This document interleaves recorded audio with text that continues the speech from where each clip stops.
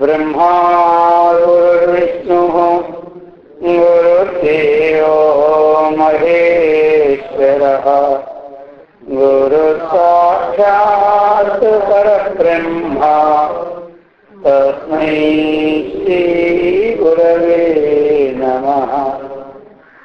ॐ शङ्करं शङ्कराचार्यं केशवं बादरायणं सूत्रभाष्यकृतौ वन्दे भगवन्तौ पुनः पुनः। ॐ युक्ताहारविकाराय विविक्तस्थलवासिने मलयालयतीन्द्राय ब्रह्मनिष्ठाय ते नमः। ॐ कृष्णं कमलपत्राक्षं पुण्यश्रवणकीर्तनं वासुदेवं जगद्योनिं नौमि नारायणं हरिम्। ॐ सर्वमङ्गलमाङ्गल्ये शिवे सर्वार्थसाधिके शरण्ये त्र्यम्बके गौरी नारायणि नमोऽस्तुते। ॐ सहना भवतु सहनौ भुनक्तु सह वीर्यं करवावहै तेजस्विनावधीतमस्तु मा विद्विषावहै। ॐ शान्ति शान्ति शान्तिः। हरिः ओम् तत्सत्। అధిష్టానమైనటువంటి భాష్య సద్గురు శ్రీ స్వామి శేఖరగిరి స్వాముల వారి జీవితనారాయణ హృదయపూర్వకంగా అర్పిస్తూ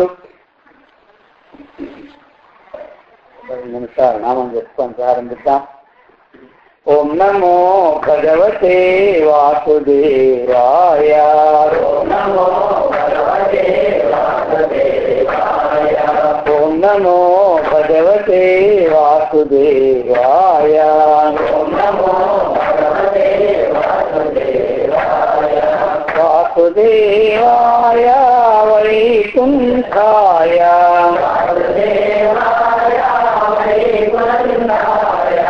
వాసుదేవాయ వైకుంఠాయ.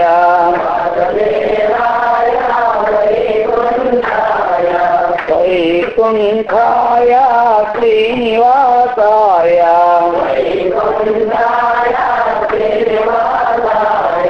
శ్రీనివాసాయ సిద్ధిలాసాయ.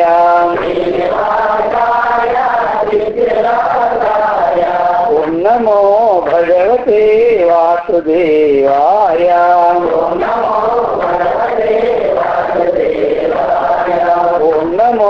భగవతే వాసుదేవాయ.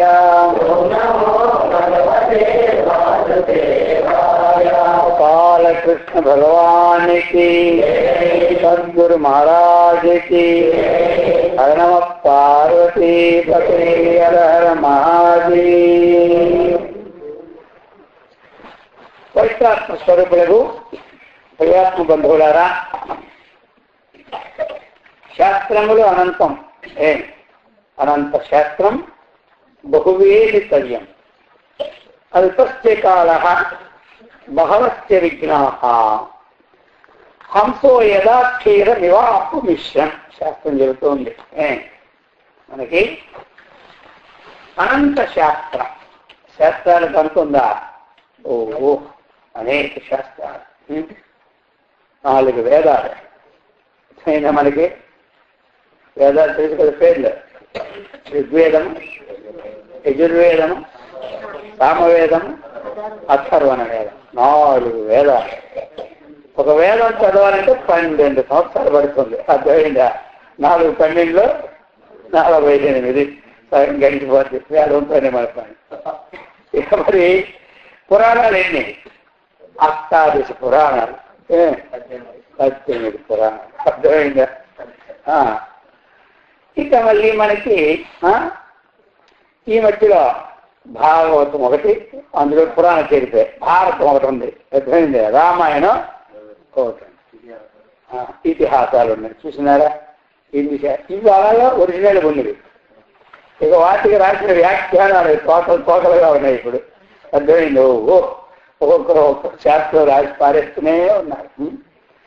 ఇవన్నీ చదవాలంటే మన వాళ్ళు అవుతుందా? చెప్పండి. అవుతుంది. ఒక్క బుక్ మనం తెచ్చుకోవడం చదవాలంటే 3 సంవత్సరాలు పడుతుంది ఇంట్లో. అర్థమైంది? ఆ బుక్ అలాగే ఉంటుంటుంది అనమాట. ఎప్పుడు తీసే తెలుస్తూనే ఉంటుంది ఆయన. ఇంకా ఈ బుక్ ఎప్పుడు చదువుతాం మనం. అందుకే అనంత శాస్త్రం. శాస్త్రం అల్పస్య కాలః. ఇక మన వయసు ఎంత తెలుసా? ఒక శాస్త్రం చదవడానికే మన వయసు చాలు. అందుకని కాలం తక్కువ, శాస్త్రము అనంతం. అయితే మరి ఇంకేం చేయాలి మనం? ఇత్సారభూతం తదుపాసితవ్యం అని చెప్పాడు శాస్త్రం. అయ్యా ఇదేం గాబరా పడకు. అర్థమైందా? శాస్త్రంలో ఎక్కువైపోయిందని, ఉపాసన మనకు వయసు తక్కువైపోయిందని గాబరా ఏమి పడదు. సారభూతం. వాళ్ళన్నింటిలో కూడా ఏది సారభూతమైనటువంటిదో తత్తు దానిని ఉపాసితవ్యం. దాన్ని చక్కగా నువ్వు తెలుసుకో. దాన్ని చక్కగా తెలుసుకో. మరి ఎట్లా అయ్యా తెలుసుకోవాలి సారభూతం అంటే? హంసో యథా క్షీరమివాంబు మిశ్రం. క్షీరము అంటే ఏమిటి? పాలు. అంబు అంటే ఏమిటి? జలం. ఈ 2 కలిసిపోయినటువంటివి జలము, పాలు. పాలు నీళ్ళు అని తెలుస్తుంది అందరికీ. పాలు నీళ్లు కలిసిపోయింది. ఒక బాండవతో పెడితే దాన్ని వేరు చేసే సామర్థ్యం అందరికీ లేదు. మనకి 2 కలిపి తాగేసారు. అర్థమైందా? హంస ఉంది కదా, అదేం చేస్తుందంటే పాలనే తీసుకొని నీళ్ళని విడిచిపెట్టేస్తుంది. ఆ సామర్థ్యం దానికి ఉంది. ఉంది. బాండం పాలు ఇంచుమించు 1000 లీటర్ల ట్యాంక్ నిండా పాలు, నీళ్ళే. అందులో ఏమి ఇచ్చాం మనం? 1 గ్లాసుడు పాలు పోసినాం. ఆ గ్లాసుడు యొక్క పాలు యొక్క సారం తీసేస్తుంది ఎవరు? ఆ విధంగా సమస్త శాస్త్రాల యొక్క సారాన్ని మనం సంగ్రహం చేయించుకుంటే చాలు. శాస్త్రాన్ని మరి ఏమిటా సమస్త శాస్త్రం యొక్క సారం అంటే? జగద్గురు శంకరాచార్యులు వారు భగవద్గీత భాష్యం రాస్తూ రాసినారు.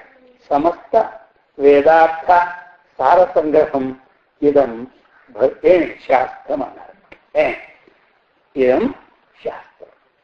ఈ యొక్క గీతా శాస్త్రం అనేటువంటిది సమస్త వేదముల యొక్క సారాంశం. ఇప్పుడు మనం ఆ గీతా శాస్త్రం అంతా చదవలేమనుకోండి. ఇప్పుడు మనం పాటలు పాడుతున్న కొన్ని పాటలు సారం అర్థమైందా? కొన్ని వేదాంతం పాటలు ఉంటాయి లేవా? కొన్ని రామరామ పాటలు ఉంటాయి, కొన్ని వేదాంతం కూడా పాటల్లో వస్తుంటాయి అన్నమాట. మరి ఇది సారం. అలాగనే ఈ గీత అనేది మనకేంటి? సారం అన్నమాట, సారాంశం. వేదములు నేను చదవలేదని, ఉపనిషత్తు చదవలేదని, పురాణాలు చదవలేదని, భారతం చదవలేదని, ఇవన్నీ మనకి ఇంకా ప్రకటన గ్రంథాలు చాలా ఉన్నాయి. వివేక చూడమని ఉంది, అపరోక్షానుభూతి ఉంది, అని కోట్ల గల్లు గ్రంథాలు. అవన్నీ కూడా మనం చదివించింత మనకి వద్దు. ఏమే ఆ భగవద్గీత శాస్త్రం అనేది చాలా గొప్పది, చాలా అన్నమాట. పొరుగింటి పుల్లకూర రుచుకుంటుంది కానీ మన ఇంటి కూర మాత్రం రుచి మనకు ఉండదు. అలాగే ఇదేనే గీతనే అంతర్గతంగా. గీతలో ఏముంది? మహా వేదాంతం ఉందన్నమాట. ఆ ప్రకారముగా అటువంటి గీతాశాస్త్ర సారాన్ని మనం గురువుని తరించుకోవచ్చు. అయిందా? ఇప్పుడు మనకి పాలల్లో సారం ఏమిటి? పాలల్లో సారం వెన్న, నెయ్యి. దాన్నే కట్టేస్తాం. పాలల్లో సారం ఏమిటి? నెయ్యి అనమాట. వెన్న నెయ్యి పక్కన. అలాగే నువ్వుల్లో సారం ఏమిటి? అర్థమైందా? ఈ ప్రకారముగా మనము సారాన్ని గ్రహించి వదులుతున్నామా లేదా? సారాన్ని గ్రహించి ఇప్పుడు ఏం చేస్తున్నా? ఏ పశువులతో వాటితో వేస్తాం, ఒంటి పని చేస్తుంటాం. అలాగనే మనం ఈ సారాన్ని గ్రహించుకోవాలి. ఏదైతే ముఖ్యమైనటువంటిది ఆ సారం గ్రహించుకుంటే మన జీవితమే అవుతుంది, ధన్యం అయిపోతుంది. ఆ సారం ఎక్కడ జరుగుతుంది? మనకి సత్యాత్మంలో జరుగుతుంది. ఈ సత్సంగంలో అర్థమైంది. సత్సంగంలో సారం జరుగుతుంది. అందుకే జగద్గురు శంకరాచార్య వారు తానే ప్రశ్న వేసి తానే సమాధానం చెబుతూ ఉన్నారు. ప్రశ్నోత్తరంలో ముముక్షుణా కిం త్వరితం విధేయం అంటున్నారు. ముముక్షు ద్వారా శీఘ్రముగా సంపాదించవలసింది ఏమిటి అంటున్నారు. అది అర్థమైందా? ఏం చెప్తాను తెలిసింది కదా. ముముక్షువు ద్వారా శీఘ్రముగా అంటే వేగముగా చేయవలసిన కర్తవ్యం ఏమిటి, సంపాదించవలసింది ఏమిటి ప్రశ్న.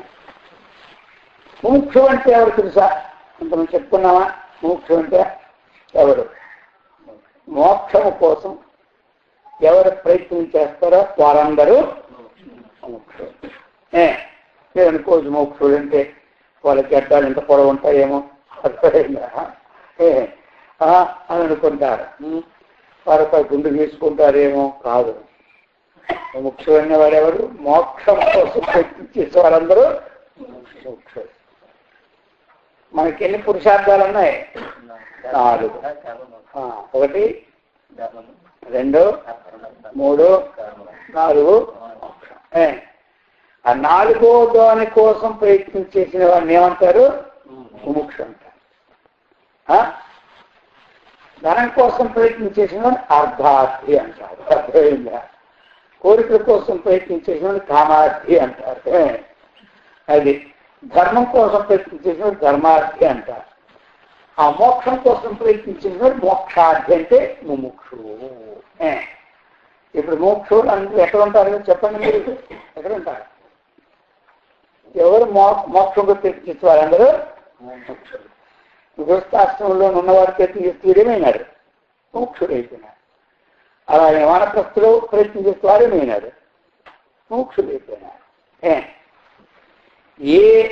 ఎవరు కానీ అర్థమైందా? కలెక్టర్ కోర్సు కోసం అయ్యే చదివితే వారిని ఏమంటారు? కరెక్ట్ అంటారు లేదా? అంటారు లేదా? అలాగనే ఎవరు మోక్షం కోసం ప్రయత్నం వారిని ఏమంటారు? ఎవరు ఇంజనీర్ చదువుకున్నా వారిని ఏమంటారు? ఇది అంటారు లేదా? వాడు కాబట్టి చదివాడు వాడిని ఇంజనీర్ అనొచ్చు మనం. వాడు పట్టకాలు కానీ ఇంజనీర్ మనం అంటావా? అంటే అదే ఎవరు చదివినా ఎవరు ఓట్లలో నిలబడినా గ్రామంలో ఏం గెలుస్తానే అంటారు. అంటారు. అలాగనే ఎంపీ నిలబడి వాడు ఎంపీలో గెలిచిపోయాడు అనుకో, కొన్ని ఎంపీ అంటారు లేదా? ఈ ఎంపీలందరూ ఎన్నుకుంటే వాడు గెలిచినే ఉంటారు. ప్రధానమంత్రి, ప్రైమ్ మినిస్టర్. అర్థమైందా? ప్రధానమంత్రి అంటారు అంతా. అది అన్నమాట. వాడు ఎవరు కానీ వాడు వీడని సంబంధం అంటే వాడి పేరేమిటి? అలాగనే మీరు మోక్షం కోసం ఎవరు ప్రయత్నిస్తున్నారనే అంటారు. మరి మనం అందరం మోక్షం కోసం ప్రయత్నం చేస్తున్నామా లేదా? లేదా? దానికోసమే కదా. ఈ ఆర్టికల్ కూడా దానికోసమే కదా. ఏమంటారా? ఇవన్నీ దేనికోసం? మనందరం మోక్షం కోసం ప్రయత్నం చేస్తున్నావా లేదా? ఇప్పుడు మనందరూ ఎవరు చెప్పాలి గట్టిగా కదా. భయం ఎందుకు మీకు? మోక్షం చెప్తే ఏమైపోతాం? ఏమైపోయారు? మీరు మామూలు మనుషులుగానే ఉంటారా? కాబట్టి ఇప్పుడు మన వాళ్ళు ఎవరో చెప్పండి. అమ్మాయి గట్టి చెప్పాలి కదా. అదే కదా మన వాళ్ళు ఎవరు? మోక్షములు. ఇప్పుడు చెప్తున్నారు ముముక్షునా త్వరితం కిం విధేయం.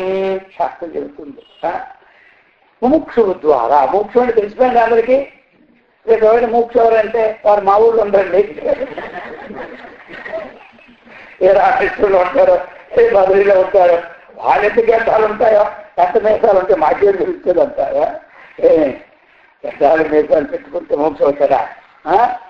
మోక్షం కోసం ప్రయత్నం చేస్తే కేవలం పోలీస్ డ్రెస్ చేసుకున్నంత మాత్రం పోలీస్ అంటారు ఎవడైనా? అదేండి, కేవలం పోలీస్ డ్రెస్ చేసుకుంటే మాత్రం పోలీస్ అంటారా? విశ్వాసాలు ఎవరికి అర్థమైంది కదా. లాయర్ డ్రెస్ చేసుకెళ్ళిపోయాడు, వాటర్ పడ్డాడు, ఏమంటే లాయర్ గారు రా అన్నాడు, ఈ లాయర్ అయిపోయాడు. కేవలం డ్రెస్ చేసుకున్న మాత్రంలో వాడు లాయరే కాదు, కేవలం డ్రెస్ చేసుకున్న మాత్రంలో. అలాగే పెద్ద గడ్డాలు పెంచుకున్న మాత్రంలో వాడు మోక్షు వాడు. అర్థమైతే ముగించుకునే మాత్రంలో వాడు మోక్షు వాడు. ఎవరు మోక్షం అని చెప్పండి కదండి ఇప్పుడు. అదే అందరూ పండితులు అయిపోవాలి కొంతకాలాన్ని. విని అర్థమైంది. వదిలే పండితులు అంటే మహా భక్తులు అనుకోవడం. ఇంతే 100 శ్లోకాలు ఇస్తే పండితుడు. ఏమని రోజు శ్లోకం వారంతో నేర్చుకున్నా 50 శ్లోకాలు పెట్టు వస్తానికి 2 శ్లోకాలు కూడా వచ్చేస్తారు. అంటే పండితులే. అర్థమైంది కదా. అందుకోసం మోక్షం అంటే తెలిసిపోయింది. అందుకని ఇప్పుడు మనం అందరూ ముముక్షువులని చెప్పడానికి అనుమానం ఎప్పుడు అది అనమాట. మరి ఇది ముముక్షు ద్వారా ఏం చేయాలి మనకు ప్రశ్న కదా. అప్పుడు చెప్పిన ఏం చేయండి, ఏం తొందరగా చేయవలసిన పని ఏమిటంటే చెప్పినారు. సత్సంగతి నిర్మమా ఈశభక్తి అన్నారు. అర్థమైందా? డాక్టర్ అయిపోయినంత ఏం పని చెప్పండి. చదువుకోండి, ఇంకేం పని. ఇంజనీర్ అయితే ప్లాన్ చూసుకోవడమే. టీచర్ అయితే చెప్పుకోవడం. మోక్ష అయితే ఏం చేయాలి? 3 చెప్పినట్టు అర్థమైందా? మోక్ష ద్వారా ఏం చేయాలి? సత్సంగం గట్టి సత్సంగం చేసుకోవాలి. ఇంకా నిర్మమ మమకారాన్ని వదిలిపెట్టుకోవాలి. ఈశ భక్తి భగవంతుని ఎందు భక్తి తెలిసింది అందరికీ. ముముక్షు చేస్తే కిం కర్తవ్యం. కిం కర్తవ్యం అంటే ఇదనమాట. సత్సంగతి, సత్సంగం అని చేసుకోవాలి. అది అనమాట. మరి సత్సంగం చేస్తే ఏం లాభం అంటే శంకరాచార్యులు వారు ఇంకో శాస్త్రంలో చెప్పినారు. మజుగోవిందాలు సత్సంగత్వే నిస్సంగత్వం, నిస్సంగత్వే నిర్మోహత్వం, నిర్మోహత్వే నిశ్చలతత్వం, నిశ్చలతత్వే జీవన్ముక్తి. భజ గోవిందం భజ గోవిందం, గోవిందం భజ మూఢమతే. భజ గోవిందం భజ గోవిందం, గోవిందం భజ మూఢమతే. ఏ అజ్ఞాని గోవిందం భజ, నువ్వు గోవిందం చూడలేదు అది చెప్తున్నారు అన్నమాట. కాబట్టి ఇప్పుడు చెప్తున్నారు సత్సంగం అనేది మనకు ఉండాలి, చిన్న ఉండాలి. అయిందా? ఎన్నాళ్ళు సత్సంగం చేయగలుగుతారు కొంతమంది. ఎన్నాళ్ళు చేసేది ఏముంది? ఎన్నాళ్ళు భోజనం చేస్తామో ఎన్నాళ్ళు సత్సంగం చేయవలసిందే. అయితే కొంతమంది అంటారు, నేను నిన్నటి నుంచి అన్నం మానేశాను కదా, ఇంకా నాకు సత్సంగం అవుతారు అనుకుంటున్నాను. ఈ మొక్క పట్టుకోండి. అన్నం అంటే కేవలం అన్నమే కాదు, ఏది నోట్లో వేసుకున్నా దాని పేరేమంటారు? భోజనం అంటారు. అర్థమైందా? ఏది మీరు రొట్టెలు వేసుకోండి, పండ్లు వేసుకోండి, పాలు త్రాగండి, లేకపోతే అరిసిన తినండి, ఏ తిన్నా పనే అంటారు భోజనం. అగభక్ అనే ధాతువు నుండి అస్థికి అన్నం. అస్థి అంటే తినబడుతున్నది అన్నం అన్నమాట. అది పెసలు కానివ్వండి, మినువులు కానివ్వండి, గోధుమలు కానివ్వండి. శాస్త్రం చెప్పింది వసదీభ్యో అన్నం అన్న పురుష. వాసుదుల నుంచి పుట్టినవన్నీ ఏమంటారు? అన్నం అంటారు. వనస్పతులు అంటే తెలుసా? అవి మన ఆయుర్వేద మెడిసిన్ అంట. మూలికలన్నీ వనస్పతులు అంటారు. అవన్నీ కూడా కడుపు నొప్పికి, కాలు నొప్పికి, కళ్ళు నొప్పికి అన్నిటికీ వాడుతున్నాం. వాసుదులు అంటే ఏంటి? మన ధాన్యం, అలాగనే పెసలు, మినువులు, పండ్లు, పాలు, ఇవన్నీ వీటి పేరు పేరు వాసదు. వీటి పేరు వాసదు. ఈ వాసదు నుంచి ఉత్పత్తి అయిందంతా చెట్లు కదా అవన్నీ, వాటికి అన్నం. అది అనమాట. అందుచేత మనము ఎంతవరకు ఇది వినాలి? రోజు వినదే కదా వింటున్నాం కదండి స్వామి. రోజు వినాలా అంటారు. రోజు తినదే తింటున్నారు. ఇంకోటి ఎంత చెప్పండి. ఏదో కూరలు మారినా అన్నం అదే కదా. ఆ కూర ఎన్నాళ్ళు మార్చుకుంటాం. అది దొండకాయ వండితే మళ్ళీ అది దొండకాయ. ఎన్ని రకాలు ఉన్నాయి ఎవరిక? 10 రకాల కన్నా ఎక్కువనే కూరలు. ఆ వంకాయలు, బీరకాయలు, బెండకాయలు, ఆనపకాయలు, దోసకాయలు, ఇంకా చిక్కుడుకాయలు, క్యారెట్, క్యాబేజీ, ఆ లెక్క 15 వస్తాయి. అర్థమైంది. పోని లెక్కేసుకున్నాం. 15 లెక్క మరి ఏం తినాలా? అవే తినాలి. అవి తినాలి. ఎంత తిని ఇచ్చుకుంటుందా? ఉంటుందా? అలాగనే ఇది రోజు వినాలా? రోజు వినాలా? కొంతమంది అడుగుతుంటారు. వినకపోతే రోజు స్నానం చేయలేవద్దా? చేయాలి. రోజు పళ్ళు తోముకోలేవద్దా? తోముకోవాలి. రోజు మొగ్గు కొడుకోలేవద్దా? రోజు కడుక్కోలేదు స్వామి. రోజు కొడుకోలేదు స్వామి అడుగుతారు కొంతమంది. రోజు కొడుకోవద్దా? కొడుకోకపోతే ఆ నోటు దగ్గర ఎవరు ఉండలేడు.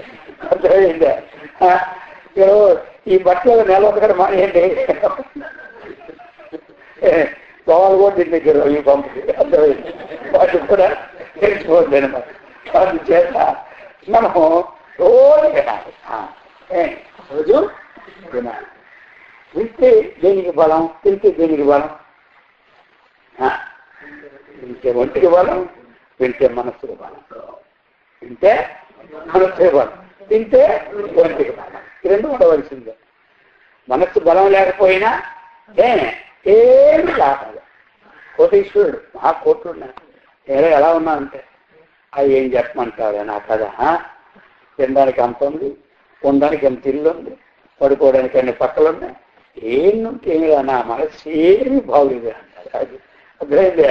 ఇవన్నీ ఉన్నా ఆ మనస్సు బాగలేకపోతే ఏమి ప్రయోజనం? మనస్సు బాగుంది, ఇవన్నీ లేకపోయినా నేను అలా ఉన్నానంటే నీకు కనపడుతున్నానా? నేను మంచి గట్టిగా ఉన్నాను అంటాడు. అర్థమైందా? మనస్సు బాగలేకపోతే వాడిపోయిన కొమ్మలాగా ఉంటుంది శరీరం. అర్థమైందా? ఎలా ఉంటుంది? వాడిపోయిన కొమ్మలాగా ఉంటుంది. మనస్సు బాగుందనుకోండి ఏం పర్వాలేదు. మనకు తినకపోయినా, ఎముకలు కనబడుతున్నా ఎలా ఉన్నానంటే నాకేం పర్లేదు. ఏది నీ చూపుగా కనబడుతున్నా కానీ నేను గట్టిగా ఉన్నాను అంటాడు. కాబట్టి మనస్సు బాగుండాలి, శరీరం బాగుండాలి. కానీ మనస్సు బాగుండాలంటే మనస్సుకి వేరే మందులు లేవు. మీరు ఏ కొట్టుకు వెళ్ళినా మనస్సుకి మందులు ఉండవు. దేనికి మందులు అంటారు?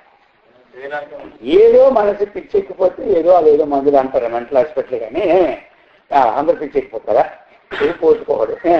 కాబట్టి సామాన్యం అందరికీ కూడా అర్థమైందే. మరి మనస్సుకి మందులు ఎక్కడ దొరుకుతాయి? ఇవి ఎక్కడ దొరకవు. రత్నాలు అందరికి వెళ్ళి 1 పావు కిలో మనస్సు మందు మంది ఇస్తారా? ఒక్కొక్క కొట్టుకెళ్ళి 1 పావు కిలో మనస్సు మంది ఇస్తారా? దొరకవు మంది. ఎక్కడ దొరుకుతాయి? మనస్సుకు మందు మంచి శాస్త్రాలు దొరుకుతాయి. మంచి శాస్త్రాల్లో మనస్సుకు మందులు ఉంటాయన్నమాట. ఇంకేమిటి? మహాత్ములు చెప్పిన ప్రవచనంలో మనస్సుకి మందులు ఉంటాయి. మనం నిత్యం చేసుకున్న సత్సంగంలో మనస్సుకు మందులు దొరుకుతాయి అన్నమాట. అందుకని మనస్సు బాగుండాలి. ఎన్ని కోట్లు ఉన్నాయేమి లాభం లేదు.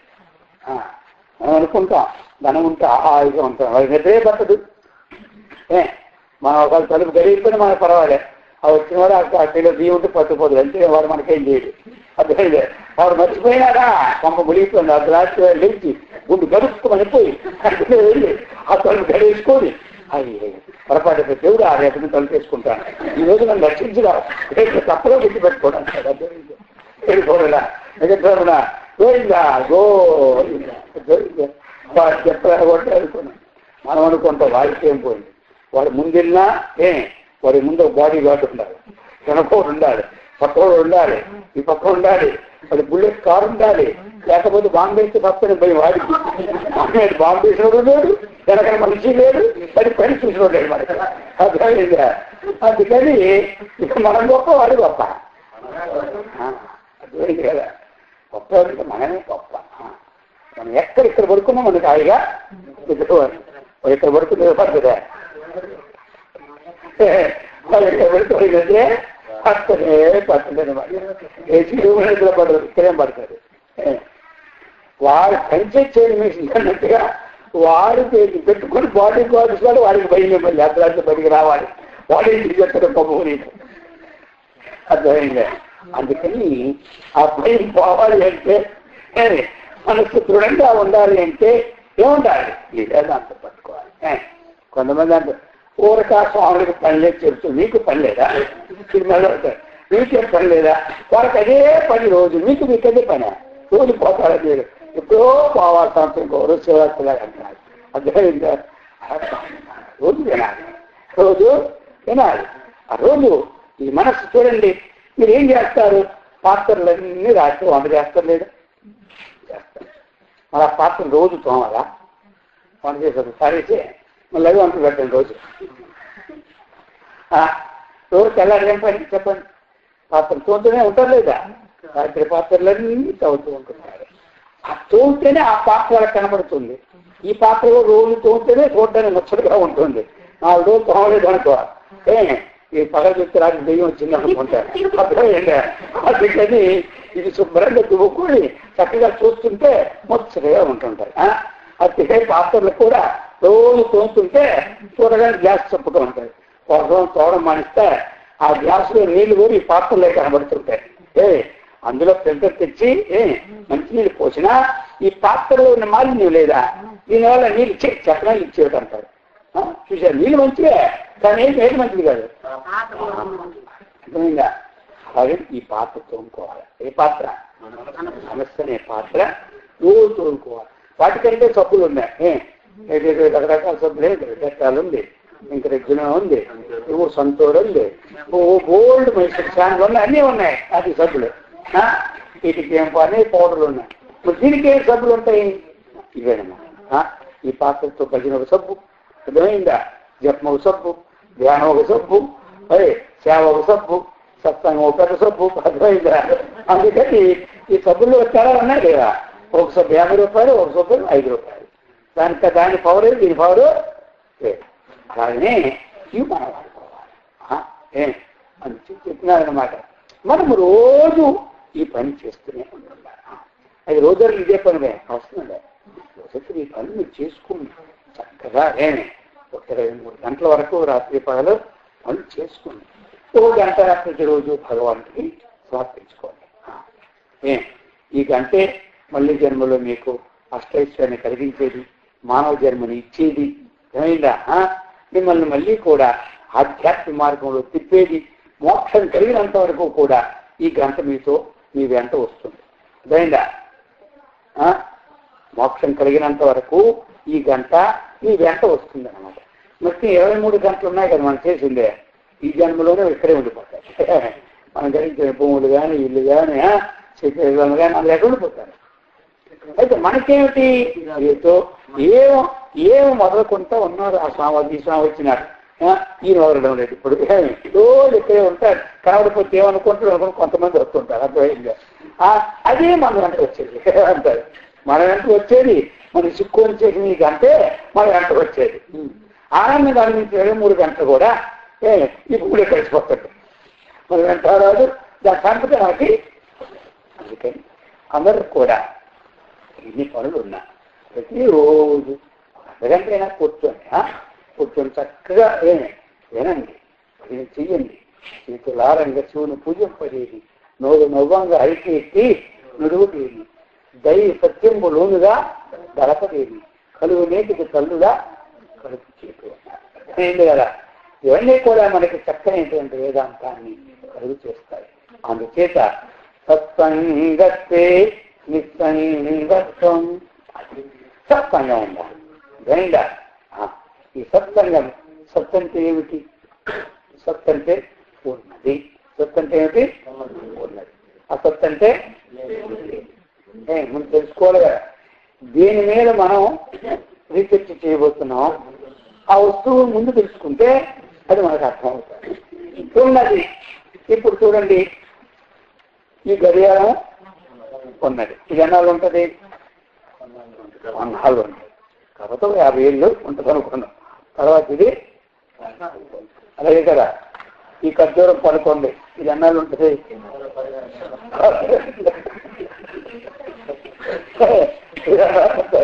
ఇది ఏంటది? పోయిందా? ఇదిగో ఇది తీసుకొచ్చి ఎన్నాళ్ళు ఉంటుంది? అంతే, పోయిందా?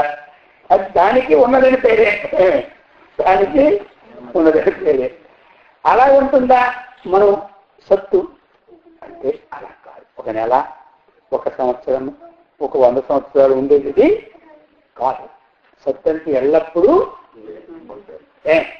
మనం పుట్టక ముందు ఉంది, సూర్యుడు పుట్టక ముందు ఉంది, చంద్రుడు పుట్టక ముందు ఉంది, ఈ దేవుడికి పుట్టక ముందు ఉంది, ఆ చిత్రముఖ బ్రహ్మ ఉన్నాడా, ఆయన పుట్టక ముందు కూడా ఉన్నారు. చూసినారా?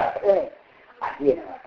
ఇప్పుడు ఉంటుంది, ఇక ముందు ఉంటుంది, అంతకు ముందు కూడా ఉన్నది. అది ఆ ఉన్న దాంట్లో అనేక తేడాలు ఉన్నాయి. కాబట్టి ఎల్లప్పుడూ ఉండేదాన్ని ఏమంటాం మనం? సత్యం. ఎల్లప్పుడూ ఉండేదాన్ని అది. సామాన్యంగా ఇవన్నీ ఉంటాయి, కానీ ఇవన్నీ ఒక కాలానికి లోపడతాయి. అర్థమైందా?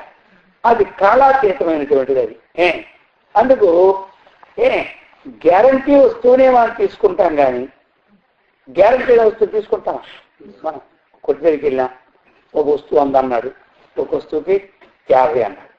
ఇప్పుడు చెప్పాడు, ఏమో ఎంత తేడా అంటే 2 ఒక్కలాగే ఉన్నాయి కదా అన్నాడు. 2 ఒకటే కానీ ఇది నేను గ్యారంటీ ఇస్తా, 3 సంవత్సరాల్లోగా ఇది పోయినా నేను మళ్ళీ కొత్తది ఇస్తానంటాడు.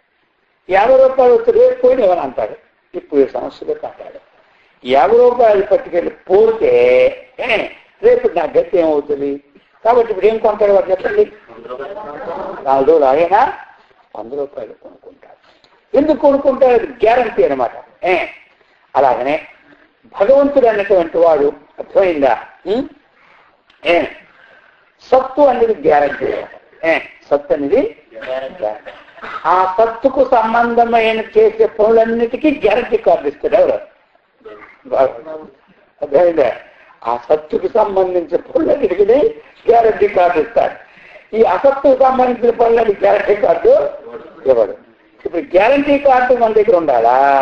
గ్యారంటీ కార్డు లేకుండా ఉండాలా? అందరికి తెలుస్తుంది కదా. మరి గ్యారంటీ కార్డు కావాలిస్తే సత్తుకు సంబంధించిన పనులు చేసుకోవాలి. తెలుస్తుంది అందరికీ. ఏమిటి సత్తుకు సంబంధించిన పనులు? మనం అంటే మనం చేస్తున్న పని నిత్యము కూడా భగవత్ ఆరాధన సత్తు సంబంధించిన పని, గీతా పారాయణాలు సత్తు సంబంధించిన పని, తల్లిదండ్రుల సేవ కూడా దేనికి సంబంధించిందే? సత్తుకు సంబంధించిన పని. అతిథులకు సత్కారం చేయడం కూడా సత్తుకు సంబంధించిన పని. కాకులకి కుక్కలకి ఏదో కొంచెం అన్నం పెట్టడం కూడా సత్తుకు సంబంధించిన పని. ఇవన్నీ దైవ పనులు కదా అవి అన్నమాట. కాబట్టి ఇవన్నీ గ్యారంటీ అనమాట. ఇవన్నీ మనకి గ్యారంటీ. ఈరోజు ఇప్పుడు మనం తింటూ ఉన్నాం, తిన కొంచెం చెప్పలేదు నేను. ఆ తిండి వచ్చింది 10 రూపాయలు, రోజు జీడిపప్పు తినాలంటే అవుతుంది మనకి.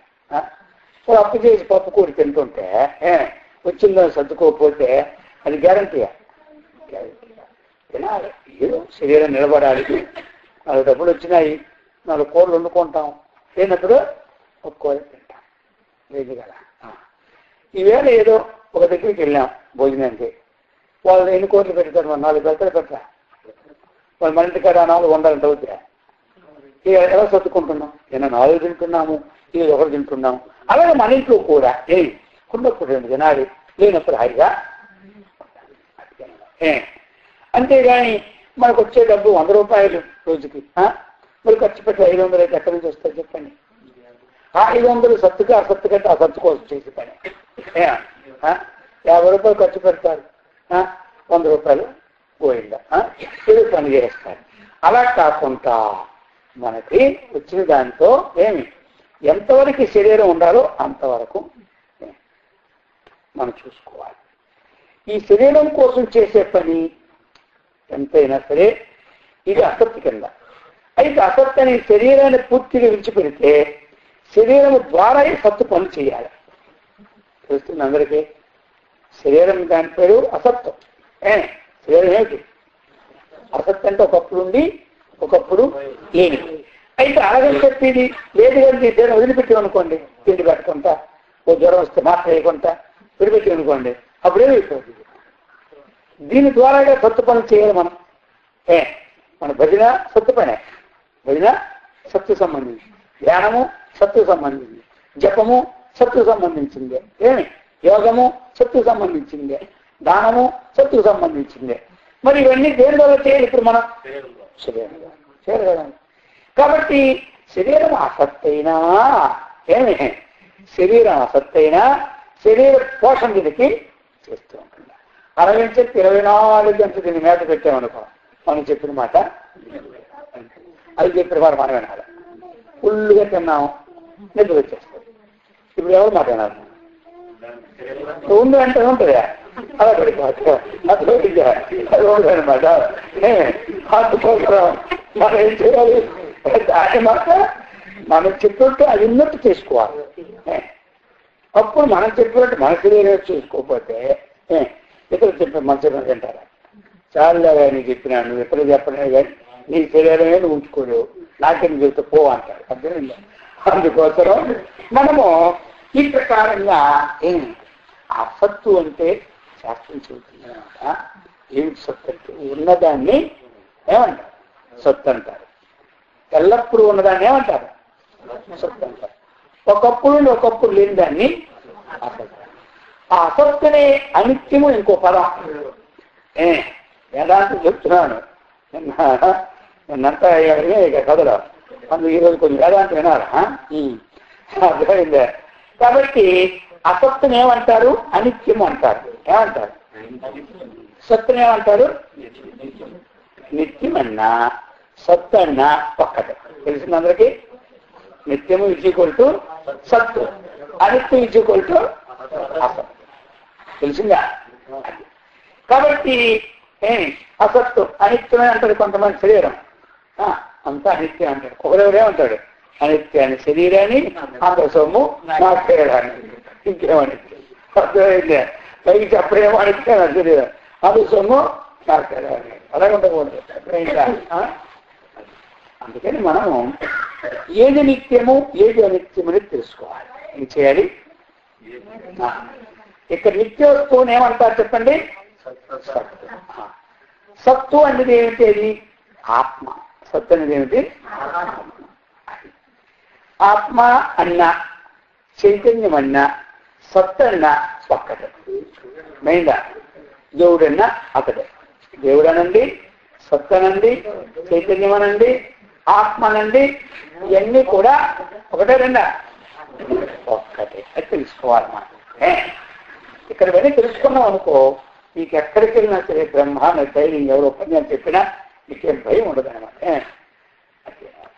అందుకని బాగా చదువుకోని పరీక్షలో కూర్చుడు భయం ఉంటుందా? భయం లేని వాడు ఉండిపోతుంటాడు. ఏ పరిస్థితి వస్తాయో ఆ పిసిలిపత్తు చూసిన దాన్ని కూడా పడతారు. ఏమో వాళ్ళు జరగదు, అక్కడ ఉండిపోతుంటారు.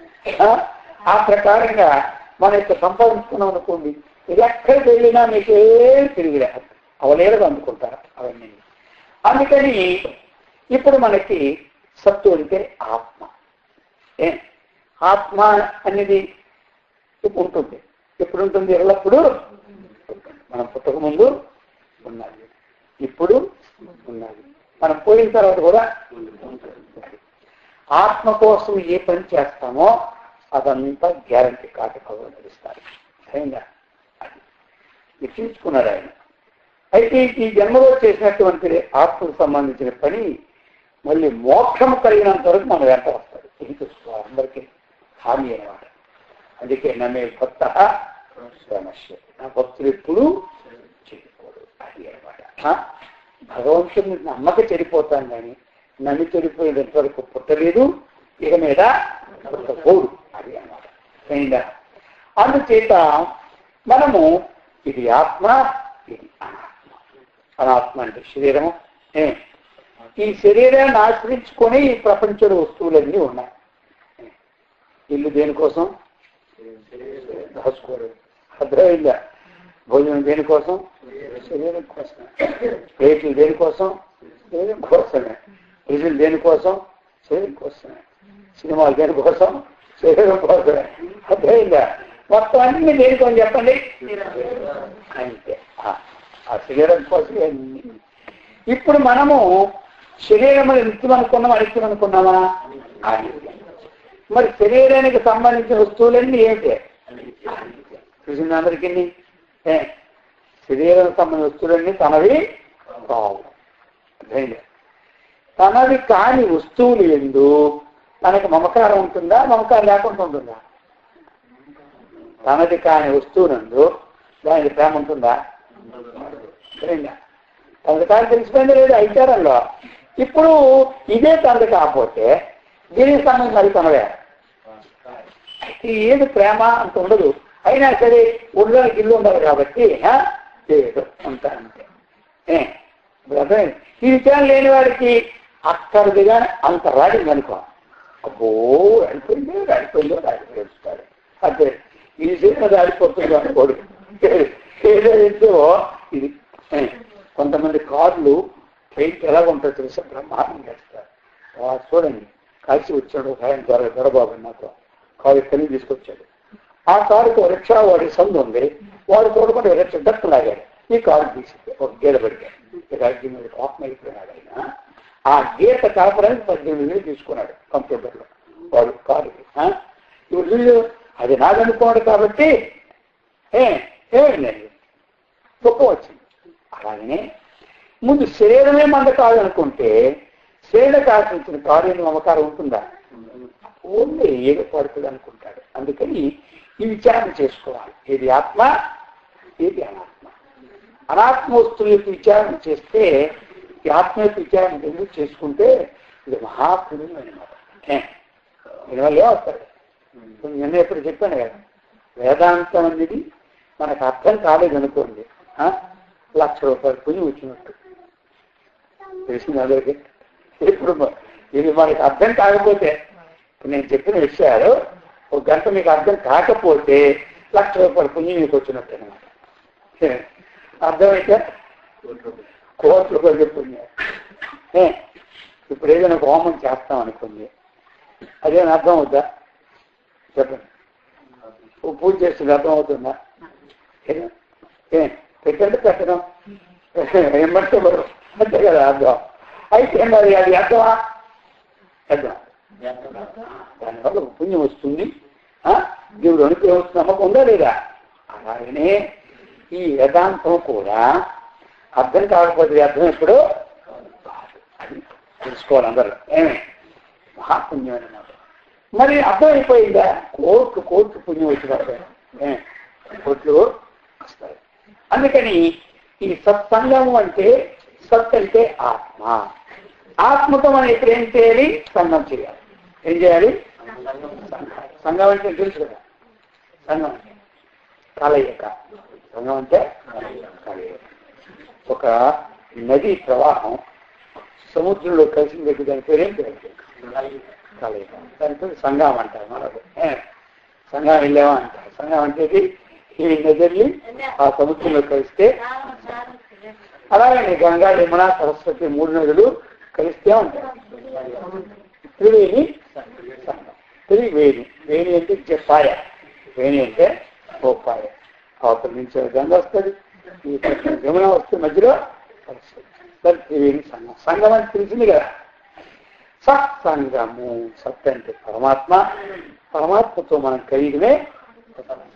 అయితే పరమాత్మతో కనబడ్డది ఇప్పుడు మనకి కంటికి కనబడి, కంటికి కనబడిన వాడితో సంఘం కాని స్వామి, కంటికి కనబడిన వాడికి ఏం సంఘం అని ఒకటి ప్రశ్న కొంతమంది. అర్థమైందా? అయితే ఆ పరమాత్మని ఎవరైతే చక్కగా శాస్త్రం ద్వారా తెలుసుకొని ఇతరులకు ఎవరైతే చెబుతూ ఉంటారో అటువంటి మహాపురుషులు అందరూ కూడా ఎవరు తెలుసా? సత్పురుషులు. వారెవరు? ఎందుకు? సత్తు కోసం వారు ప్రతిపాదిస్తుంటారు. వారందరూ ఎవరు? సత్పురుషులు. ఆ సత్పురుషులతో మనం కలియడం కూడా ఏమైంది? సత్సంగం. కలియడం సత్సంగం కదా, కలియడం మీద సంఘం. ఇప్పుడు ఎవరితో మనం కలుస్తున్నాం? సత్పురుషులతో కలుస్తున్నాం. ఇప్పుడు మనం సత్పురుషులతో కలిసినప్పుడు ఏమవుతుంది? వాళ్ళన్నీ కూడా సత్తుకొని చెప్తారు, అంతే కదా. లేకపోతే ఆ మోహన్ బాబు ఎలా అంటాడు కదా, అచ్చరించి ఎలా అంటారు చెప్తారు వాళ్ళు. ఏం చెప్తారు? ఇప్పుడు ఈ సత్సంగంకి వచ్చే జనం తక్కువ. అదే చిరంజీవి వచ్చాడంటే మొత్తం శ్రీబుద్ధుడి పడిపోతారు ప్రజలు. మొత్తం తినేస్తారు. ఆ గంటలో రోజు చూస్తూనే ఉన్నా. మళ్ళీ కొత్త మనిషి కూడా కాదు. ఆ గెలుపుకి అంత పుల్లి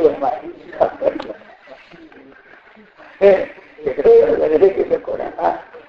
కానీ అది కూడా మంచిదే. వాళ్ళు ఎక్కువ పుణ్యం చేసుకున్నారు కాబట్టి కొన్ని లక్షల మంది చూస్తున్నారు మన వాళ్ళని. అర్థమైందా? కాబట్టి ఏదో రూపంలో. అందుకని మనము సత్తు పురుషులు దేనికోసం ప్రతిపాదిస్తారు? ఆ సత్తు తెలుసుకుంటే మోక్షం కాబట్టి ఆ మోక్షానికి సంబంధించిన విషయాల కోసం అందుచేత మనం ఇప్పుడు సత్సంగం చేసుకోవాలి. ఏం చేసుకోవాలి? సత్సంగం. అది అందుచేత సత్సంగం చేసుకుంటే ఏమి లాభం అంటే ఆ సత్తుకు సంబంధించిన విషయాలు బాగుగా తెలుసుకుంటుంటే రెండో పాయింట్ ఏమిటి? నిస్సంగం. సత్సంగం వల్ల ఏమిటి? నిస్సంగం అంటే ఏమిటి? సంగము లేకపోత. అర్థమైందా? నిస్సంగం అంటే మరి నిన్న కలిసినా ఉందాం మనమందరం, ఇవాళ మళ్ళీ కలికుంటూ ఉండడం అది కాదు కదా. సత్తులు ప్రతిపాదించినప్పుడు విషయాలన్నీ ఏది గ్రహిస్తుంది? కన్న, ముక్క, నోర ఏం గ్రహిస్తుంది? మనస్సు. అది అర్థమైంది కదా. మనం ఏమైనా మాట్లాడినప్పుడు ఏది గ్రహిస్తుంది? మనం చేసిన సంఘాన్నే మనస్సు, నేను చెప్పిన విషయాలను ఎవరు? మనస్సు గ్రహిస్తున్నారు. అంతకుముందు మనస్సులో ఈ చెప్పిన దానికంటే విరుద్ధమైన విషయాలు ఇతరు గ్రహించి ఉండుంటే, విరుద్ధం అంటే ఏమిటి? ఒక ఉదాహరణ తీసుకుందాం. మీరందరూ అంటే ఉదాహరణ చెప్తున్నా. ఇప్పుడు ఒక సారా లేకపోతే ఏమంటారు బ్రాంతి అలవాటు ఉందనుకోండి. పూర్వం శాస్త్రం ఏం చెబుతుంది? మాసురాపానం తిథేతు, మద్యపానము సేవించుకోవాలని చెప్తారు లేదా శాస్త్రం. ఇది రోజు వింటుంటే అంతకుముందు సేవించే అలవాటు ఉంటే మనకు ఇప్పుడు అది వదిలే గుర్తుపడుతుందో లేదా? చెప్పండి. రోజు మద్యపానం మానవుడు తాగకూడదు అని చెప్తుంటారు అనుకోండి శాస్త్రంలోను. దీనివల్ల మళ్ళీ యమలోకం పోతాడు, యమధర్మగా శిక్షించబడతారు అని రోజు వింటున్నాడు అనుకోండి. ఇప్పుడు అది మానేసిన వల్ల ఇంటికి మంచిది, ఒంటికి మంచిది అని రోజు వింటుంటే ఇప్పుడు ఆ సంస్కారం ఉంచుకోవాలని ఉంటుందా, వదిలిపెట్టాలని ఉంటుందా? చెప్పండి. అది వదిలిపెట్టాలి. కొన్నాళ్ళకి ఏం చేస్తాడు? వదిలిపెట్టేస్తాడు. నిస్సంగం అంటే సంగము లేకుండా ఉండుట. ఇప్పుడు దేంతో సంగం లేకుంటుంది? దుర్విషయాలతో మనస్సుకి సంగం లేకపోవడమే నిస్సంగము. ఆయనకు అర్థమవుతుంది అందరికీ లేదా? కొంచెం వేదాంతం అప్పుడు చెప్పాలి కదా. మీరు మీకు రోజు కథ చెప్తే అందుకని ఇప్పుడు మనస్సుకి దుర్విషయాలతో సంగం లేకపోవడం ఏమైంది? దాని పేరేం లేదు.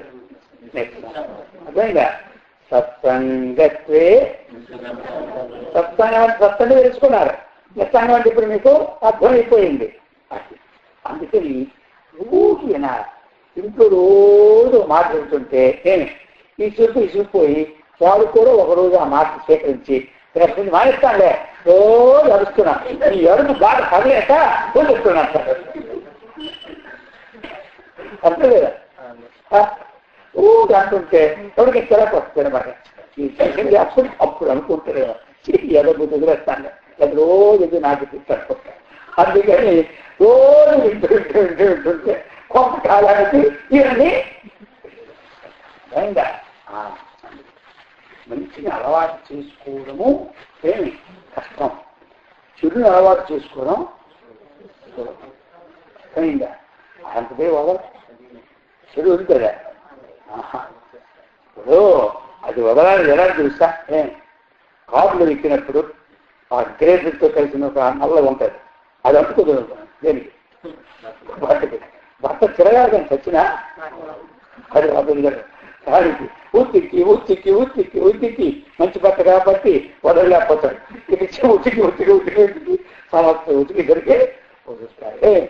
అదే చిన్న దూరి పడింది అనుకోండి, ఇలా దూరిపిస్తే అందుకని వెంట తీసుకోవాలి. వెంట తీసుకోవడం తను చేసింది తాను మంచి అనుకుంటుంది ప్రతివాడు. తాను చేసింది తాను ఏమి అదులు చేయలేదా? ఎవరికి ఇచ్చాడు? అంత భూమిలో ఇవ్వలేదు కదా, వాడు తెచ్చుకుంటూ రావాలి. అదే రామసు చేయలేదా? తప్పు. అందుకని తల్లి తప్ప ఇది తెచ్చుకోలేదు. అదే ఆ కుంభకోణం నిద్రపోలేదా? 6 మాసాలు పోయినాడు. నేను ఒక్క రాత్రి నిద్రపోయి ఎంతో సత్తులు అంటాడు. ఇది అన్నీ ఆ ఉదాహరణ తెచ్చుకోండి. ఎవరు ఈయన ఉదాహరణ ఈయన ఒక సాక్ష్యం తెచ్చుకొని పని చేస్తుంటుంది అనమాట. వాళ్ళందరూ ఏమైనా అది మాత్రం పట్టించుకోడు. ఆ అలవాటు నుండి వాళ్ళు ఏ గట్టి పొంది ఇంటికి గుర్తెట్టాడు. ఒకటి అలవాట్లు మాత్రం అందుకని మనము ఇది తెలుసుకోవాలి. ఎట్లయిందా? ఆ సత్సంగం ద్వారా ఈ విషయంలో అంటే ఈ మనస్సు అనేటువంటి ఆ దుర్విషయాల నుండి తప్పించుకోవాలి, ప్రయత్నం చేయాలి. అభ్యాసం జనంలో కవ్యత్వం మీకు గుర్తుండే చూడండి. అభ్యాసం అనేది మహా తెలివినుడు కూడా వదలదు. అభ్యాసం చేసుకోవడం సుఖమే కానీ అది వదిలించుకోవడం అంత తరం కాదు. దాన్ని వదలాలంటే చాలా కష్టమైన వాడు. కాబట్టి భోజ మహారాజు కవి చెప్పాను ఒకసారి, అది మీరు విన్నారు. మళ్ళీ ఒకసారి గుర్తు చూసుకోండి. మొట్టమొదటి ఏదో పట్టుదల అనుకుంటారు, కొంచెం చెప్పి స్వామి అంటారు కదా. కాబట్టి ఆ భోజ మహారాజు గారి ఎంత గొప్పవాడు తెలుసా? ఆయన ఎదురుగా చదువు లేని వారు ఆయన ముఖం చూసి నిలబడితే ఒక పావు గంటలో ఆయన మహాసంస్కృతితో మాట్లాడతాడు. ఎవరు ఎదురుగున్నాడు? పండితుడే ఎదురుగున్నవాడు నువ్వు శ్లోకాలు చెప్పేసేవాడు. ఎప్పుడు శ్లోకం చదవండు కూడా అంత గొప్పవాడు. ఎవరు? అయితే ఆయనకి మాత్రం ఈ జోదమాడి అలవాటు మాత్రం ఏముంది? ఆస్థాన పండితులు దిగ్గజాలాట ఉన్నారు. కాళిదాసు ఉన్నారు. ఎవరు తెలుసా? కాళిదాసు మహాపండితుడు. కాళిదాసు సామాన్యంగా ఆయన రాసిన గ్రంథాలని మా కాలేజీలో ఇంతవరకు కూడా సిలబస్ ఉందన్నమాట. రఘువంశము, కుమార సంభవము, శిశుపాల వధ, మేఘదూతము, ఇవన్నీ ఆయనే రాసినారు. అదే మంచి గ్రంథాలు, సాహిత్యం అంటారు. అటువంటి వాడు చెప్పినాడు. ఎవరికి? భోజ మహారాజు. ఇది చాలా మంచి పని. అదేండి ఈ పని మాత్రం వదులుకోమన్నాడు. ఎవరు? కాళిదాసు. ఎవరితో? అలాగేనండి, అలాగేనండి అంటాడు. మళ్ళీ 4 వీకులు గొడవెక్కిపోతూనే ఉంటాడు కదా. ఎవరు? దేనికి? చెప్పినప్పుడు మాత్రం అలాగే తప్పకుండా మీరన్నీ మాట కాదంటానా అంటాడు. మళ్ళీ మామూలు ఇలాగ చెప్పి ఆఖరికి అనుకున్నాడు, ఈ రాజునైనా నేను మార్చాలి, లేకపోతే స్థానాన్ని నేను వదిలిపోవాలనుకోండి. ఎవరు? ఫైనల్గా ఒక క్రియ చేస్తా. ఆ క్రియతో మారినాడా? మారినాడు. మారలేదా? ఇక నేనే పోతాను అనుకోండి. ఎవరు? అనుకోండి. ఒకరోజు చూసినాడు. చూసి ఇక రాజుగారు కరెక్ట్గా 4 వయసులకి చక్కగా ముస్తాబైపోయి ఊరవెక్కిపోతుంటాడు. 4 రోజు ఎక్కడికి ఆడడానికి, మళ్ళీ 8 వరకు ఆడిపోయేందుకు వచ్చేస్తుంటాడు. ఈయన ఏ మార్గంగా వెళ్తున్నారో ఆ మార్గంలో ఒక మాంసం కొట్టింది అనమాట. ఏముంది? మాంసం కొట్టు. ఈయన ఏం చేశాడంటే ఆ రోజు వద్య ముహూర్తం చూసుకున్నాడు. లేనప్పుడు బయలుదేరాడు. ఎవరు? ఆ పక్కకు వెళ్ళి మేకప్ దగ్గరికి వెళ్ళి ఒక మంచి విగ్గు తీసుకున్నాడు. మంచి జడలతో ఉంది విగ్గు. అది పెట్టగానే పెద్ద గడ్డాలు జడ్డైపోయాయి. వెంటనే ఓ సన్యాసి బట్టలు కాషాయ బట్టలు అంటే బ్రహ్మాండంగా జడ్డమన్నాడు. ఆ జడ్డ తీసుకున్నాడు. అక్కడే కమండలం అన్నీ ఉంటాయి. మామూలు మేకపొడి ఉండవన్నీ ఉంటాయి. కమండలం ఒకటి తీసుకున్నాడు, యోగదానం ఒకటి తీసుకున్నాడు, చిన్న జోలు తీసుకున్నాడు, నడుచుకొని వెళ్ళాడు. ఈ రాకముందే రాజుగారు రాకముందే అక్కడికి వెళ్ళాడు. మాంసం కొట్టు దగ్గరికి వెళ్ళి వాళ్ళు చూస్తారు. ఆ మాంసం అది ఇలా ఒకటి గొర్రె ఇలా తేడ పెట్టుకుంది, మేక ఒకటి ఎడబెట్టుకుంది, కూర ఒకటి ఎడబెట్టుకుంది. ఎక్కడ అక్కడ చూస్తుండే పోయాడు. మనం మొత్తం అన్ని కూడా ఎడబెట్టి పరుచులు ఉన్నాయన్నమాట. అక్కడ నిలబడ్డాడు. నిలబడి రాజుగారు వస్తూ ఉన్నారు. వచ్చినప్పుడు మొదలెట్టిన మాట్లాడినమాట. ప్రతి రూపీ కానీ 1 కిలో మాంసం అంటున్నాడు. అంటే వాడు అంటున్నాడు 20 రూపీ కానీ అంటున్నాడు. అంటే 20 రూపాయలు చెప్తుంది. ఎవరు కరెక్ట్ చెప్తున్నాడు. ఎవరు ఎలా కనబడ్డాడంటే మంచి రంగు కదండి, గడ్డాలు, మంచి బొట్లు ఇవన్నీ పెట్టుకుంటే సరికల్లా సన్యాసి మాసమా ఏంటి ఆపాడు. ఎవరు వెళ్తున్నాడు. 15 రూపీ కానీ తప్పంగా 15 రూపాయలకి ఇస్తావా కిలో అంటున్నాడు. వాళ్ళు అంటున్నాడు 1 నయా పైసీ हम कम नहीं करेंगे అంటున్నాడు. ఎవడు తెలియదా? ఏకం పైసా జోను నా భవతి అన్నాడు. అదేంది 28 రూపీ కానీ తప్పంగా ఇప్పుడు 18 రూపాయలు ఇస్తాం అంటున్నాడు. ఈ మొక్కలు సన్యాసి మాసం ఆగాడు. కుర్రం రాత్రి పిలిచాడు. హే సన్యాసిలారా అన్నాడు. వచ్చాడు. నా యొక్క ఏమి ఈ రాజ్యంలో సన్యాసులు కూడా మాంసం తింటున్నారంటే ఎంత అరాచకం అర్థమైందా? ఆయన అంటాడు, నేను ఏ రోజు తిన్నాం కదా నా కదా అని యదా మద్యపానం సేవనం కురుమి కదా మాంసాహారం కాదా అని అన్నాడు. రోజు తింట మాంసం, ఎప్పుడెప్పుడు మద్యపానం నేను చేయిస్తే అప్పుడు మాంసం తింటాను అన్నాడు. ఈ సన్యాసి కూరూరే నీకు మద్యపానం కూడా అలవాటు ఉందా? నేను మాంసం అనుకున్నాను. ఈ సన్యాసి దానితో మద్యపానం కూడా అలవాటు. ఆహా, మద్యపానం అంటే అదే కళ్ళు అర్థం కాలేదా? బ్రాండీ ఇంకే మద్యపానం అంటే మద్యపానం అంటే 15 అనుకుంటా. మా అందరికీ మోసం చేసేదే కాబట్టి కదా అన్నాడు. నేను ఇప్పుడే మాంసాహారం తిన్నప్పుడే తాగుతున్నాను. మీ దుంపదేగా నీ కళ్ళు కూడా అలవాటు ఉందా అన్నాడు. ఇదంటాడు కదా మద్యపానం అభిగామి యథా వేశ్య గృహం గచ్చాని కదా మద్యపానం కోరేది అన్నాడు. అప్పుడప్పుడు వేశ్య గృహానికి వెళ్తుంటాను, అప్పుడు మద్యపానం తాగుతాను. అరే సన్యాసుని వేశ్యలు కూడా అయ్యో రామ అనుకునేవాడు. ఎంత అరాచకం అయిపోయింది నా లోకం. సన్యాసులకి మాంసాహారం అలవాటు, మద్యపానం అలవాటు, వేశ్య గృహాలు అలవాట. అయ్యో రామని మూసుకున్నాడు. అయితే మరి ఏ తావత పర్యంతం నువ్వు చేస్తున్నా కదా, వీటన్నిటి డబ్బు ఎలా వస్తుందన్నాడు. జోదం కరోమి ధనం ఆలయాన్ని అన్నాడు. నేను జోదం ఆడుకుంటాను, డబ్బు తెచ్చుకుంటాను, ఎక్కువ పక్కన పెట్టుకుంటాను అన్నాడు. ఎవరు దెబ్బ కలుపు తీపని ఎవరు చెప్పేశారు కదా. జోదం ఆడితే ఇన్ని నష్టాలా? అయ్యో యథా రాజా, ఇక నేను ఎప్పటి నుంచి జోదం ఆడానంటే ఇక నా లోకం అంతా సన్యాసులు ఇక జోదలు ఆట మొదలెడతారు కాబట్టి అప్పుడే ఆటి గుర్రం అటు వెళ్ళకుండా ఈ తెరవించుకున్నాడు. ఎవరు చూసారా? చూసినారా? సన్యాసి వేసుకొని దేనికంటే పెద్ద అయిపోయింది కాదు, అలా కాఫీ కొట్టుకు వెళ్ళడానికి ఉండడానికి. అయితే ఇవన్నీ ఒక సన్యాసి సినిమా చేసి ఎంతమంది చూస్తారు? గతాల మీద తమలను పట్టుకొని సన్యాసి పోయిడుకోండి. సన్యాసి దేని చేసుకుంటాడంటే దాని రక్షణ కోసం, దాని సినిమాకి వెళ్ళకుండా ఉండడానికి, ఆ పళ్ళు కొట్టుకు వెళ్ళకుండా ఉండడానికి. అదేవిధంగా ఈ గృహాలకు పోకుండా తనకు రక్షణ కోసమే సన్యాసం. కొంతమంది సన్యాసం చేసుకొని నేను దేశాన్ని రక్షించుకొని కూర్చొని అంటారు. వీడు ముందు రక్షించుకోవాలి, తర్వాత దేశ ఫలితమే అదేంది కదా. అందుకని ఈ నేను ఎందుకు చెప్పడం అంటే అలవాటు అన్నటువంటి పండితుడైనా తాను అభ్యాసానికి అలవాటు పడిపోతే దాన్ని అదే అనమాట.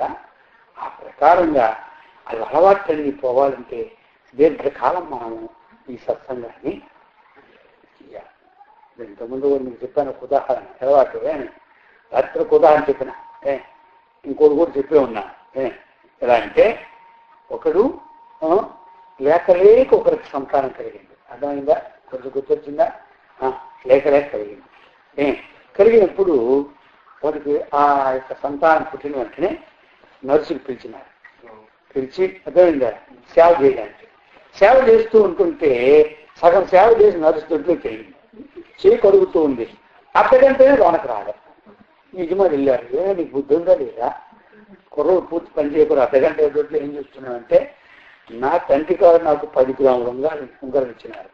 ఆ ఉంగరం ఎక్కడ పడిపోయిందో కనపడలేదు. అందుకోసం చూస్తున్నాను. ఎవరు ఈ 10 గ్రాములు బంగారం కానీ అది బంగారం ఉంగరమేనండి, బంగారం కానంటారేంటండి అది. అయితే ఏం చేస్తా మరి? ఆ ఉంగరం నాకు దొరికితేనే లోనకు వస్తానండి. ఈ ఉంగరం దొరకకపోతే పోనీ నేను 12 గ్రాములు ఉంగరం ఇచ్చేస్తాను, ముందుగా పని చేయన్నారు. ఎవరు లోనకు వచ్చింది. పని ప్రారంభించింది కుర్రోడికి. ఆ కుర్రోడు చేతులు ఉంగరం, కుర్రోడు గట్టిగా పట్టుకున్నాడు. ఎవరు గుర్తాగా కదా ఇంతవరకే కుర్రోడు గట్టిగా పట్టుకున్నాడు. ఎందుకు పట్టుకున్నాడు? రీచెక్ చేస్తే వీడు పూర్వం పెద్ద దైవం, వీళ్ళు పట్టుకున్నాడు 5 లక్షలు ఇస్తామని గవర్నమెంట్ ప్రకటించింది. అయినా దొరకలే. వాడు మళ్ళీ పుట్టాడు. ఇప్పుడు పుట్టగానే వాడికి అలవాటు ఉంది కదా. మరేమో ఎప్పుడైతే వెలుగు తీస్తుందో పెద్ద వందలు దొరికిపోయి ఎంత లైవ్ పాటిస్తున్నారు. దీనివల్ల ఆ పాత అలవాటు చూసినారా? అలవాట్లు అంతపోతాయి. కొంతమంది అంటారు, స్వామి మీరు ఎన్ని చెప్పండి కానీ నేను ఈ జన్మలో నా అలవాటే మార్చుకోను అంటారు. ఇక ఇంకోటి మాట్లాడు మళ్ళీ జన్మ తిరిగి ఇలాగే అర్థమైందా? అందుకని ఏమైనా మనకి అలవాటు ఉంటే అది జన్మలు ఏం చేయాలి మనం చెప్పండి? మార్చుకోవాలి. ఒకరు ఒక అలవాటు, అందరూ ఒకరే అలవాటు ఉంటుందా? అందుకని ఇవన్నీ ఎక్కడ తెలుస్తాయి చెప్పండి? మనకి ఏ బజార్ తెలుస్తాయి? ఈ బజార్ తెలుస్తాయి. అర్థమైందా? ఈ అంగడి ఈ బజార్. అందుకనే కదా ఇక్కడ చూడండి, మరింత మనం నిర్మించుకోవడం దేనికి? ఇవన్నీ ఇక్కడ బాగుబాటు అనుభవించడానికే. ఇలాంటి విషయాలు నేను చెప్పుకోవడం, భగవంతుని చక్కగా తెలుసుకోవడానికే మనం నిర్మించుకున్నా. ఇవన్నీ కూడా ఒకరి వల్ల ఏ పనే? అందరూ ఎంతో ఎవరైతే అయింది వాళ్ళ సహాయాలు చేస్తేనే మనకి పనులు వచ్చినాయి. ఇవన్నీ సార్థకు ఎప్పుడో తెలుసా? మనం ఈ విధంగా ప్రజలు సత్సంగా చేసుకుంటే ఆ సేవ చేసే వాళ్ళకి కూడా ఈ పుణ్యం కొంత వెళ్ళి వాళ్ళు కూడా ఏమవుతారు? పవిత్రులు అయిపోయి ఒకరోజు సత్సంగం వారికి కూడా పట్టేస్తారు. ఊరుకుంటుందా? మనం ఏమేమి వేసినటువంటి పుష్పము గాలి ద్వారా మొత్తానికి వెళ్ళి ఆ వాసన ఏం చేస్తారు? పరిగణిస్తారు. అర్థమైందా? అందుచేత మనము ఏం చేయాలి? సత్సంగం ఉంది చేసుకోవాలి. సత్సంగత్వే తెలిసిందే. ఇప్పుడు 2 పదాలకు అర్థం బాగా వచ్చింది కదా. ఇక మరి ప్రతి మామూలు చెప్పేస్తాను. నిస్సంగత్వే నిర్మోహం. ఇంతకు ముందు ఎక్కడైతే మనకు సంఘం ఉందో, ఎవరితో సంబంధమో ఏ పని చేసినా మన మనసు ఎక్కడ పోదు? ఎవరు ఎన్ని ఎక్కువ మనం ఎంతమంది సంఘం పెట్టుకున్నామో మనం ఏ పని చేస్తున్నా అక్కడికే పోదు. కొంతమంది అంటారు, స్వామి జపం చేస్తున్నాం కానీ ఒక్క నిమిషం నిలబడడం లేదు అంటారు. ఈ జపం ఇప్పుడు ప్రారంభించినాడు. ఇంతకుముందు ఆ వస్తువుతో కొన్ని వ్యాసాలు సంబంధం పెట్టుకున్నారు. అర్థమైందా? ఇది మళ్ళీ కొన్ని వ్యాసాలు జపం వచ్చేది దాన్ని తిరగమించి ఈ జపం ఉంటుంది ఏ పని చేసిన. అర్థమైందా? కాబట్టి అక్కడ పోతుంది అంటుంటే ఎవరు తప్పు? మంత్రి ఇచ్చిన గురువు తప్ప, ఇదిగా పెట్టుకుని దేవుడు తప్ప, ఎవరు తెలుసు? మన అభ్యాసం దాంతో పెట్టుకున్నాం. అర్థమైందా? అందుకు పోతుంది. తప్పు చెప్పండి. మనం అక్కడ పోతుందంటే ఎందుకు పోతుంది? అందుకు పోతుంది. ఇప్పుడు ఏం చేసాం మనము? ఆ అభ్యాసం మంచిది కాదు. ఇప్పుడు భగవంతుని పొందే అభ్యాసం ప్రారంభించినాం. ఈ అభ్యాసం బలం అయిపోయింది అనుకోండి, మీరు పనిచేస్తున్నప్పుడు భగవంతుడే కనపడతాడు. అర్థమైందా? ఒకరి భగవంతుడే కనపడతాడు. ఎందుకంటే తన అభ్యాసం చేసుకోవాలి. అందుకు నిస్సంగత్వే నిర్మోహత్వం. ఆ సంఘం ఎప్పుడైతే పోయిందో మోహం అప్పుడే. ఇక ఎప్పుడు మోహం ఉందో మనస్సు ఇటుపక్క ఉంటుంది. ఊచోగా ఒకదా ఊచోగా ఉంటాడు. అది ఈ నిశ్చయం లేకపోవడం. ఈ నిర్మోహం ఎప్పుడైందో అప్పుడు నిశ్చల తత్వం అయిందా. యథార్థమైన విషయం నుండి మనస్సు చక్కగా ఉండిపోతుంది. ఆ మనస్సు చక్కగా ఉన్నటువంటి దాన్ని జీవన్ముక్తి అంటారు. నిశ్చలతత్వే జీవన్ముక్తి అంటే ఏంటి? జీవించి ఉండగానే తెలుసుకోదగిన విషయం తెలుసుకోవడమే ముక్తి. జీవించి ఉండగానే తెలుసుకోదగిన విషయాన్ని తెలుసుకోవడము, ఆ తెలుసుకునే విషయం నందు దృఢంగా ఉండడమే. అందుకని ఏం చెప్తుంది శాస్త్రం? చెప్పండి అందరూ. సత్సంగత్వే నిస్సంగత్వం, నిస్సంగత్వే నిర్మోహత్వం, నిర్మోహత్వే నిశ్చలతత్వం, నిశ్చలతత్వే జీవన్ముక్తి. భజ గోవిందం భజ గోవిందం గోవిందం భజ మూఢమతే. భజ గోవిందం భజ గోవిందం గోవిందం భజ మూఢమతే. ముఖ్యున కిం త్వరితం ఇదేమంటే సత్సంగతి అన్నారు. చూసారా? సత్సంగం అంటే దాన్ని సింపుల్ గా మనం చెప్పుకున్నామట. సింపుల్ గా చెప్పుకుంటేనే గంట అర్థమైందా? ఇంకా విస్తారం చెప్పుకుంటే ఇంకా టైం పడుతుందా?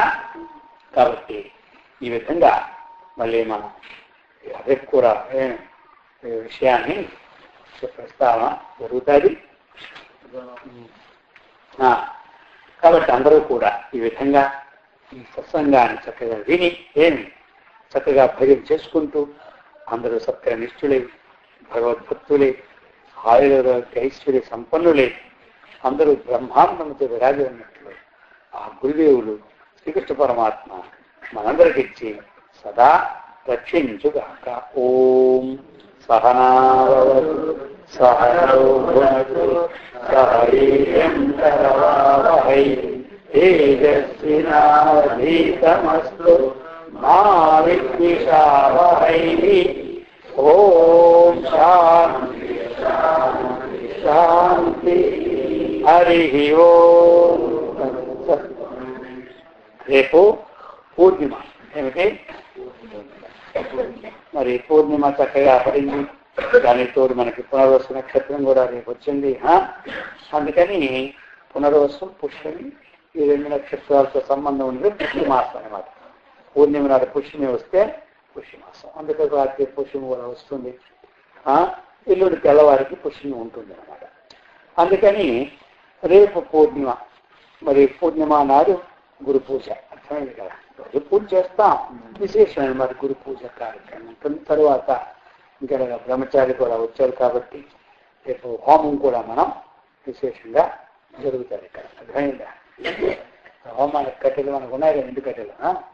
అది హోమం కూడా రేపు మనకి జరుగుతుంది. మరి అందరూ కూడా ఉదయం 8 గంటలకు హోమం, 9కి. అందుకని 9 గంటలకి హోమము ప్రారంభం అవుతుంది. సరే, ఉన్నవాళ్ళు కొంతమంది వచ్చి చూడండి. 12 వరకు హోమం అయిపోయిన ప్రసాదం ఉంచుతాం. అర్థమైందా? అవును, మరి రాబోయిన ప్రసాదం తిన్నా హోమం కదా, కొన్ని ఫలితం రావాలి కదా. నిత్యం వస్తున్న వాళ్ళకి అందరికీ మన ఫలితం పోవాలి కదా. అందుకని రేపు ఆ కార్యక్రమం విశేషంగా అది పెట్టడానికి ఆయన చేసేస్తా అంటున్నారు. అందుకని ఆ హోమం, ఎందుకంటే అక్కడ కూడా సంవత్సరం చేసినారు రోజు హోమం. అది మొన్నే పూర్తయింది 17వ తారీఖుని. ఆ 17వ తారీఖు 400 జనం వచ్చారు. అందరూ సంవత్సరం ఎడదగకుండా జరిగింది హోమం అనమాట. ఒక్కరోజు ఆకుండా జరిగిన వల్ల అది మన పూర్తి కావడం. అన్ని కూడా నిత్యం చేస్తున్న దాని వల్ల శక్తి వస్తుంటారు మన ఇంటికి, మన ఒంటికి, మనకి, అందరికీ. అందుకని ఆ కార్యక్రమం కూడా అంటే ఉంటుంది. దానికి ఏదో ప్రసాదం కూడా ఒకటి చేయాలి కదా. మరి హోమం దగ్గర అందరికి ఇవ్వడానికి ప్రసాదం కూడా ఏదో ఒకటి చేయించాలి మనం. ఆ ప్రసాదం అది ఇంకా భోజనాలు ఏం లేదు రండి, అర్థమైందా? అందరికి ప్రసాదాలు ఇంకా పెట్టుకోరు అనుకోలేదు. ఎందుకంటే పోయినారు వాళ్ళకోలేదు కదా, మళ్ళీ అది మళ్ళీ ఎందుకు వరం. అందుకనే ప్రసాదం ఉంటుందిలే భోజనం లాగే. కాబట్టి ఆ ప్రకారంగా హోమం దగ్గర అందరూ హాజరుకండి. అది ఇప్పుడు పూజ అయిపోతుంది, హోమం కూడా అయిపోతుంది. ఇక ఏంటంటే కానీ చూద్దాం, రేపు చెప్పుకున్నాగా. అందుకే ఈ ప్రకారం ఓంకారం చెప్పండి.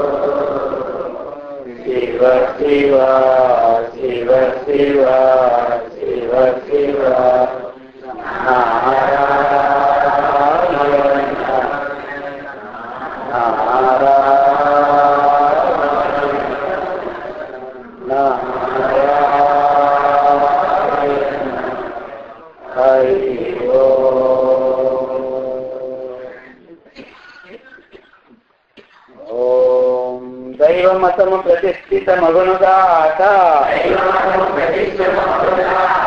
కరుణామతము వృద్ధినుండునుగాక,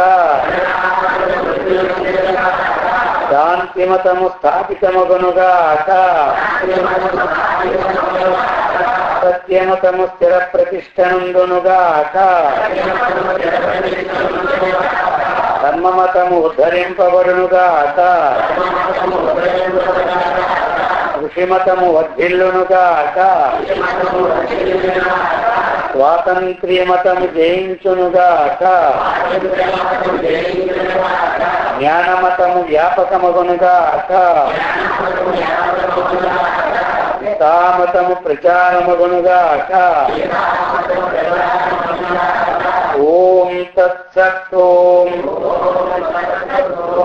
శ్రీ శ్రీ శ్రీ జగద్గురు శంకరాచార్య స్వాముల వారికి, శ్రీ రామకృష్ణ పరమహంసకు, శ్రీ రమణ మహర్షికి, మహర్షి శ్రీ మలయాళ సద్గురు స్వాముల వారికి, శ్రీకృష్ణ భగవానునకు, శ్రీ గీతామాతకు, పూజ్య శ్రీ సద్గురు స్వామి శేఖరగిరి స్వాముల వారికి, శ్రీ లలితాంబికా దేవికి, శ్రీ కాశీ విశ్వనాథులకు, శ్రీ అన్నపూర్ణేశ్వరికి, శ్రీ విశాలాక్షికి, సమస్త సాధు సంగమునకు, సమస్త భక్త బృందమునకు, శ్రీ కరుణానిధి హరి ఓం. పూజ శ్రీ సంపూర్ణ స్వామి వారికి.